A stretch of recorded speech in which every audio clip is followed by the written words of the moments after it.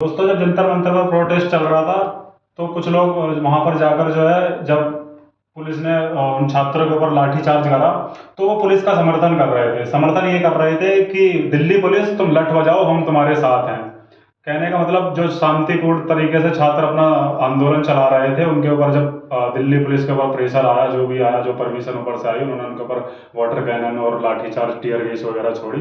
तो कुछ लोगों ने जो है या फिर कहें कि एक समूह, वर्ग समूह ने जो है उनके ऊपर, दिल्ली पुलिस के ऊपर जो है, मतलब उनको सराहना दी कि तुम अच्छा कर रहे हो, लठ बजा रहे हो, टीयर गैस छोड़ रहे हो।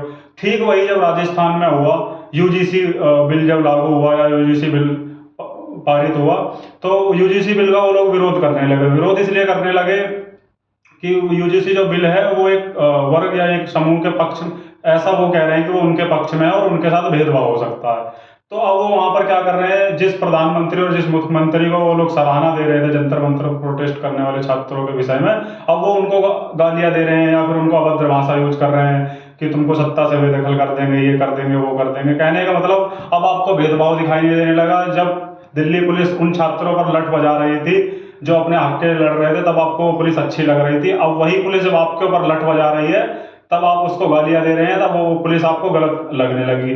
और पहली बात तो ये, जब भी कोई देश में या राज्य में कोई बिल पारित होता है तो वो यूं ही पारित नहीं हो जाता। उस पर पहले चर्चा होती है, उस पर विवेचना होती है, तब जाकर वो कहीं विधेयक पास होता है, उसके बाद वो लागू होता है। तो उस बिल, यूजीसी बिल पर भी कहीं ना कहीं विवेचना हुई होगी, चर्चा हुई होगी, उसके बाद वो जो है पारित किया गया।